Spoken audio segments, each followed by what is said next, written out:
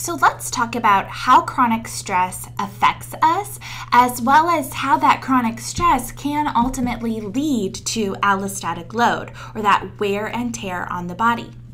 Now, this diagram illustrates what we might think of as the fight or flee response, and it shows how this response, which is meant to be adaptive because it's readying the body for action, can ultimately lead to harmful consequences if it's not dealt with appropriately.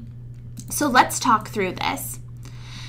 When an individual experiences a stressor, right here, they react by first cognitively labeling it as a stressor. So they appraise their situation as well as their adaptive capacities. So then their body releases certain hormones, right here, certain hormones that we associate with stress, like cortisol, epinephrine, norepinephrine, and DHEA. Now, release of these hormones triggers the body's biological systems that we discussed in the beginning, including the cardiovascular, metabolic, immune, and brain systems. In the short term, these hormones and systems work to protect the body from their immediate stressor. So what you can see here is if you appraise your situation as stressful, you experience a negative emotional response, which leads to the activation of these different systems. And if it's an acute stressor, for example, and the stressor ends, you can return back to baseline, back to homeostasis. Or maybe you do have the capacities to deal with it, you're able to cope with it, and you can return back to homeostasis. But maybe you're not able to shut it off. So depending on whether or not the individual has the resources to cope with their stressful situation determines whether that stress, which again is really meant as adaptive and protective, will turn off, or will it harm the body and contribute to that individual's allostatic load. For example, when an individual encounters a stressful situation, they're biologically programmed to respond with increased blood surges to the limbs, enhanced metabolic activity, sharpened brain activity, and a heightened immune response. Those are things that we just discussed. These responses physically and cognitively prime the individual to react to a stressful situation utilizing their full potential.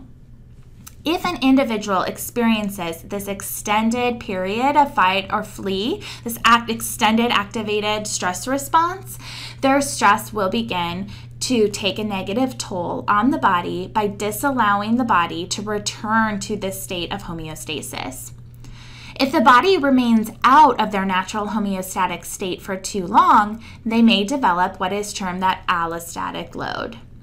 So those increased surges of blood to the limbs might result in high blood pressure.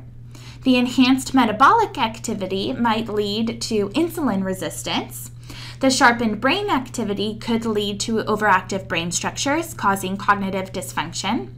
And the overactivity of the immune system could lead to immunosuppressive effects. So for this reason, health problems, these tertiary outcomes, such as cardiovascular disease, diabetes, cognitive decline, hypertension, even cancer, can all result from chronic stress. And this is what we term allostatic load. Okay, so we just discussed how stress can lead to negative outcomes, but we know that this process depends on many different contextual factors.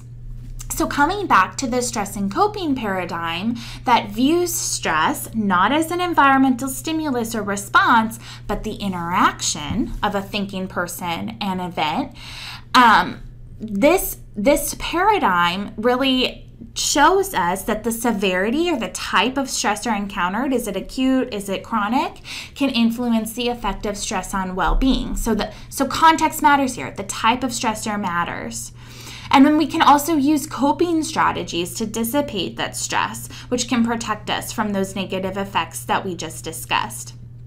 And then we also know that individual characteristics like personality traits, some theorists even suggest that gender, all play a role in buffering or exaggerating the impact of stress on emotional and physical well-being. In addition, according to the stress proliferation process, previous stressors may continue to impact the individual, resulting in the development of new stressors and chronic stress. So doesn't it seem like when you're having a bad day that eventually everything in that day continues to go badly? So this is this idea that things, that might not usually faze you might now bother you more because of the previous stressors from that day. So the stress proliferation process is another great example of a contextual factor that's going to impact how stress affects the individual.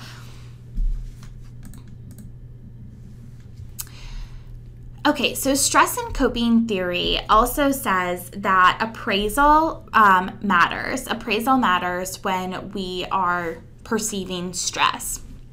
And stress and coping theory specifies 3 different types of appraisal.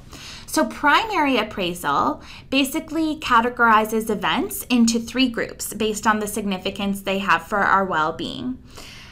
Is the event irrelevant?